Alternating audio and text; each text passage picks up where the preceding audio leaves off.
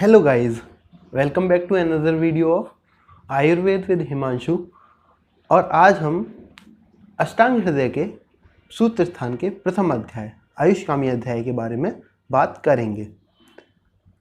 किसी भी कार्य की सिद्धि के लिए सर्वप्रथम मंगलाचरण द्वारा आराध्य देव की पूजा अर्चना की जाती है। मंगलाचरण में लिखा है, रागादि रोगान सततानुसक्तान अशेष काय प्रस्थान शेषान औत्सुक्य मोह अर्ति दान्य जघान यो अपूर्वेध्याय नमोस्तु तस्मै। अर्थात प्रत्येक शरीर में व्याप्त एवं सर्वदा रहने वाले तथा उत्सुकता, मोह और अर्ति को उत्पन्न करने वाले रागादि रोगों को एवं वातादि युक्त शारीरिक रोगों को नष्ट करने वाले अपूर्व वैद्य को, ब्रह्म को मैं प्रणाम करता हूँ। इस श्लोक में राग आदि रोगान से तात्पर्य है राग आदि रोगों से। राग आदि रोग जैसे लोभ, मोह, ईर्ष्या, द्वेष, राग आदि। सतता अनुसक्तान, सतत अर्थात निरंतर, लगातार। अनुसक्तान पीछा करने वाले। अशेष काय संपूर्ण शरीर के। प्रस्थान शेषान फैले हुए पूर्ण शरीर में। औत्सुक उत्सुकता, मोह मोह, अर्ति अर्थात परेशानी, घबराहट। दान्य जगान, दान्य जगान अर्थात नष्ट करने वाले। यो अपूर्व वैद्याय, जो वैद्य इन्हें नष्ट करता है। नमोस्तु तस्मै, उसको मैं प्रणाम करता हूँ। अर्थात आयुष्कामी अध्यायम व्याख्यास्मः इति ह स्माहुरात्रे आदेयो महर्षिः। अब इसके आगे हम आयुष्कामी अध्याय की व्याख्या करेंगे, जैसा कि आत्रेय आदि महर्षियों ने बताया है। मंगलाचरण के बाद सूत्र स्थान में पहला आयुर्वेद का प्रयोजन लिखा है। आयुर्वेद को प्रयोजन को बताते हुए अष्टांग हृदय कारक लिखते हैं, आयु काम्यमानेन धर्मार्थ सुख साधनम आयुर्वेदोपदेशेषु विदेह परमादरा। अर्थात आयु की कामना करने वाले तथा धर्म, अर्थ और सुख के प्राप्ति के लिए व्यक्ति को आयुर्वेद के उपदेशों में परम आदर, परम श्रद्धा रखनी चाहिए। यहाँ आयु का तात्पर्य है शरीर इंद्रिय सत्वात्मा संयोगोधारी जीविता। अर्थात पंचमहाभूत, इंद्रियां, 5 कर्मेंद्रियां एवं 5 ज्ञानेंद्रियां, सत्व अर्थात मन एवं आत्मा का संयोग नाम ही आयु कहलाता है। धर्म से तात्पर्य है जिसने संसार को धारण किया हो। अर्थ से तात्पर्य है जिसकी मांग या याचना की जाए। सुख से तात्पर्य है आरोग्यता से। अर्थात धर्म, अर्थ और सुख की प्राप्ति तथा आयु की कामना करने वाले व्यक्ति को आयुर्वेद के उपदेशों में परम श्रद्धा रखनी चाहिए। आयुर्वेद 2 शब्दों से मिलके बना है, आयुषो और वेद। आयुषो का अर्थ होता है आयु का और वेद से तात्पर्य है ज्ञान से। अर्थात जहां आयु का ज्ञान बताया जाए उसे आयुर्वेद कहते हैं। आयुर्वेद को परिभाषित करते हुए आचार्य चरक सूत्र स्थान अध्याय 1 में लिखते हैं, हिताहितम सुखम दुखम आयुस्तस्य हिताहितम मानम च तच्च यंत्रोक्ताम आयुर्वेद सा उच्यते। अर्थात हितायु, अहित आयु, सुख आयु एवं दुख आयु, ये चतुर्विध आयु हैं। उस आयु के हित और अहित का मापदंड जहां बताया जाए उसे हम आयुर्वेद कहते हैं। इसके बाद हम आयुर्वेद का अवतरण जानेंगे, अर्थात ओरिजिन ऑफ आयुर्वेद के। आयुर्वेद धरती पर कैसे आया? लिखा है, ब्रह्मा स्मृत्वा आयुषो। अर्थात ब्रह्मा ने आयुर्वेद का स्मरण किया। यहाँ ब्रह्मा जी ने आयुर्वेद का स्मरण किया है, ना कि ब्रह्मा जी ने आयुर्वेद को लिखा है। इसका तात्पर्य है आयुर्वेद ब्रह्मा जी ने नहीं बनाया, उन्होंने सिर्फ स्मरण किया था, उसको याद किया। वेदम प्रजापतिम जिग्रहता। उसके बाद ब्रह्मा जी ने आयुर्वेद का ज्ञान प्रजापति को दिया। सो अश्विनी तव सहस्त्रांश। प्रजापति ने अर्थात दक्ष ने आयुर्वेद का ज्ञान अश्विनी कुमारों को दिया। अश्विनी कुमारों ने सहस्त्राक्ष अर्थात 1000 नेत्र वाले इंद्र को आयुर्वेद का ज्ञान कराया। 100 अति पुत्रादि मुनीन। इसके बाद इंद्र ने आयुर्वेद का ज्ञान आत्रे मुनियों के पुत्रों को दिया। ते अग्निवेशादि कास्ते तू पृथक तंत्राणि ते नीरे। इसके बाद आत्रे मुनियों ने आयुर्वेद का ज्ञान अग्निवेश आदि ऋषियों को दिया, जिन्होंने पृथक पृथक तंत्र लिखे। इसमें हम देख सकते हैं सर्वप्रथम ब्रह्मा ने आयुर्वेद का ज्ञान का स्मरण किया। ब्रह्मा ने से आयुर्वेद का ज्ञान को दक्ष प्रजापति ने लिया। दक्ष प्रजापति ने आयुर्वेद के ज्ञान को अश्विनी कुमार अर्थात दस्त्र एवं नास्ते को दिया। अश्विनी कुमारों ने आयुर्वेद को ज्ञान को इंद्र को दिया। इंद्र ने आत्रेय मुनियों को, आत्रेय मुनियों ने अग्निवेश आदि 6 शिष्य थे, जिसमें अग्निवेश, भेड़, जातुकर्ण, पाराशर, हारित और क्षार पाणी। इस प्रकार आयुर्वेद का अवतरण हुआ है। अब हम जानेंगे अष्टांग हृदय निर्माण का उद्देश्य। अष्टांग हृदय को लिखने का क्या मुख्य कारण है। तेभ्यो अति विप्र क्रीणभ्य प्राय सारतोरच्य कीर्यते अष्टांग हृदयम नाति संचय विस्तरम। अर्थात अग्निवेश आदि द्वारा लिखे गए ग्रंथ अत्यंत विस्तृत थे और उनके विषयों के अत्यंत बिखरे होने के कारण उनमें से उत्तम सार लेकर अष्टांग हृदय की रचना की गई है, जो ना तो नाति संक्षेपम विस्तरम, ना तो अधिक संक्षिप्त है और ना ही अत्यंत विस्तृत है। इस ग्रंथ की विशेषता है कि इसमें संपूर्ण विषयों को एक ही ग्रंथ में वर्णित किया गया है। आयुर्वेद को नित्य कहा गया है, अर्थात जिसका ना तो कोई प्रारंभ है ना ही कोई अंत है, और इस अल्पायु में आयुर्वेद का संपूर्ण ज्ञान होना असंभव है। इसी वजह से अष्टांग हृदय का निर्माण किया गया है। इसके बाद हम देखेंगे आयुर्वेद के 8 अंग अर्थात ब्रांचेस ऑफ आयुर्वेदा। काय, बाल, ग्रह, ऊर्ध्वांग, शल्य, द्रंष्टा, जरावृषान, अष्टावंगानि तस्याहु चिकित्सा येषु संसृता।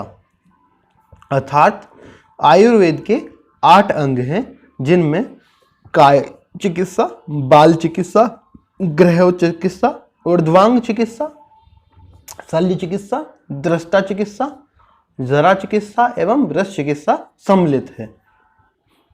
काय चिकित्सा से तात्पर्य है मेडिसिनल साइंस, बाल चिकित्सा अर्थात पीडियाट्रिक्स, ग्रह चिकित्सा को हम भूत विद्या भी बोलते हैं अर्थात न्यूरोसाइकोसिस और साइकोसिस।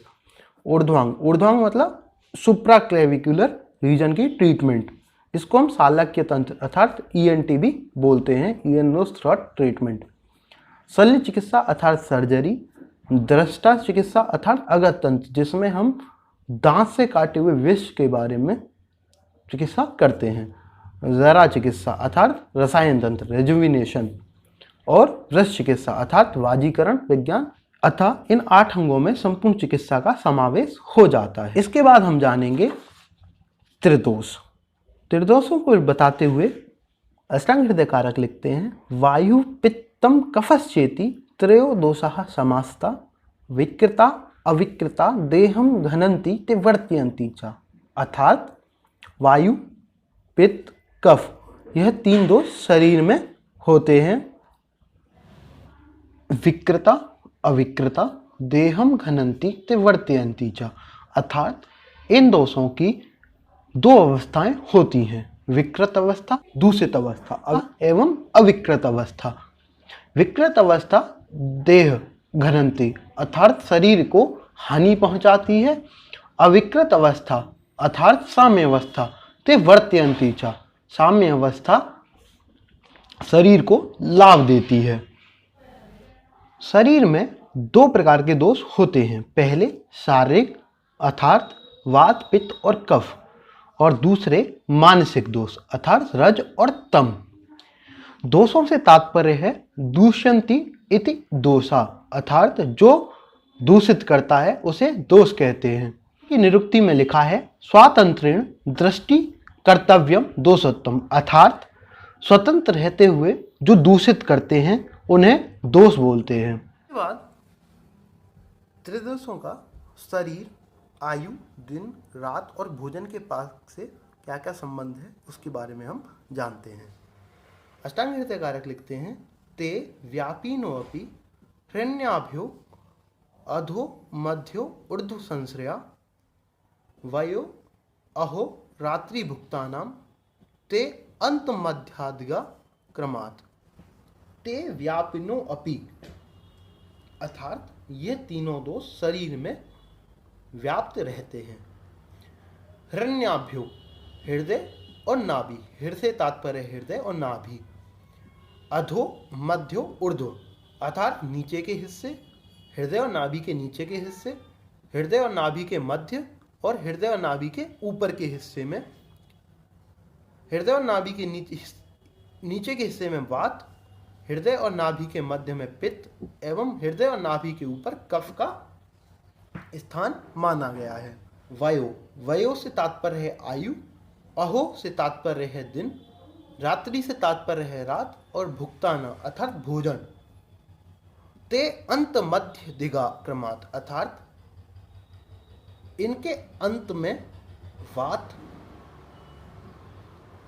मध्य के मध्य में पित्त, अधिक आदि अर्थात शुरू में कफ का स्थान या वृद्धि होती है, जैसा कि हम इस सारणी में देख पा रहे हैं।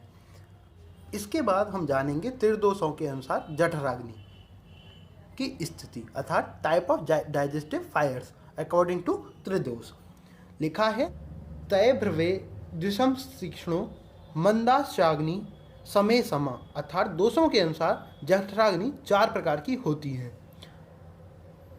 विषम, तीक्ष्ण, मंद और समअग्नि। विषम अग्नि वात के कारण, तीक्ष्ण अग्नि पित्त के कारण, मंद अग्नि कफ के कारण और सम अग्नि वात पित्त कफ तीनों दोषों के सम रहने पर होती है। इसके बाद हम जानेंगे दोषों के अनुसार कोष्ठ। कोष्ठ से तात्पर्य है संदूक या बॉक्स। शरीर के अवकाश स्थानों को कोष्ठ या कैविटी कहते हैं। इस पे त्रिदोषों के क्या इफेक्ट पड़ता है। कोष्ठ क्रूरो मृदु मध्यो मंद श्याते समेरपि अर्थात कोष्ठ क्रूर, मृदु या मध्य 3 प्रकार का होता है, जिसमें वात की अधिकता से क्रूर कोष्ठ, पित्त की अधिकता से मृदु कोष्ठ, कफ की अधिकता से मध्य कोष्ठ होता है। साम्य अवस्था में भी कोष्ठ की स्थिति मध्य रहती है। इसके बाद हम देह प्रकृति स्वरूप का वर्णन करेंगे। प्रकृति इति प्रकृति अर्थात जो अन्य तत्वों को उत्पन्न करता है उसे प्रकृति कहते हैं। देह प्रकृति 7 प्रकार की होती है। अष्टांग हृदय कारक ने देह प्रकृति स्वरूप का वर्णन करते हुए लिखा है शुक्र आर्तव्यस्थे जन्मार्दो विशेषेण विष्टमे तेश्चतुर्स्ता प्रकृत्यो हीन मध्योत्मा पृथक समधातु समस्तासु श्रेष्ठा निंदा द्विदोषजा अर्थात जन्म के प्रारंभ में शुक्र और आर्तव की स्थिति जिस दोष की प्रधानता वाली होती है व्यक्ति की उत्पत्ति भी उसी दोष की प्रधानता वाली होती है। ये ठीक उसी प्रकार है जैसे विष से उत्पन्न विषकृमि विष में जीवित रहता है। तेषा त्रिस्ता प्रकृत्यो हीन मध्यो उत्तमा। यह प्रकृतियां 3 प्रकार की होती हैं, हीन, मध्य और उत्तम। इस प्रकार देह प्रकृति कुल 7 होती हैं। वात प्रकृति, पित्त प्रकृति, कफ प्रकृति, यह तीनों पृथक पृथक प्रकृतियां हैं। फिर द्विदोषज प्रकृतियां भी 3 होती हैं, वात पित्त, पित्त कफ या कफ वात। और समदोजस प्रकृति में एक प्रकृति आती है जिसमें तीनों दोष समान अवस्था में होते हैं। पृथक पृथक प्रकृति में वात प्रकृति को हीन प्रकृति बताया है, पित्त प्रकृति को मध्यम प्रकृति और कफ प्रकृति को उत्तम प्रकृति माना है। समदोषज प्रकृति सबसे उत्तम प्रकृति अर्थात श्रेष्ठ प्रकृति होती है और द्विदोषज प्रकृतियों को निंदनीय प्रकृति माना गया है। इसके बाद हम वात पित्त कफ के गुण जानेंगे अर्थात क्वालिटी ऑफ वात पित्त एंड कफ। आचार्य भागवत लिखते हैं, तत्र रूक्षो लघु शीतः खरा सूक्ष्मश्चलो अनिल। अर्थात वात रुक्ष, लघु, शीत, खर, सूक्ष्म और चल गुण का होता है। अब हम देखेंगे पित्त के गुण, क्वालिटीज ऑफ पित्त। पित्तम सस्नेह तीक्ष्ण उष्णम लघु विस्त्रम सरम द्रवम। स्नेह प्रकृति अर्थात स्लाइटली ऑयली, तीक्ष्ण अर्थात पियर्सिंग, उष्ण अर्थात हॉट, लघु लाइट, विस्त्रम अर्थात बुरी बदबू या बैड स्मेल, सर अर्थात हैविंग फ्लूइडिटी जो बहने की प्रकृति रखता हो, द्रवम अर्थात लिक्विडिटी का होता है। अब हम पढ़ेंगे कफ के गुण।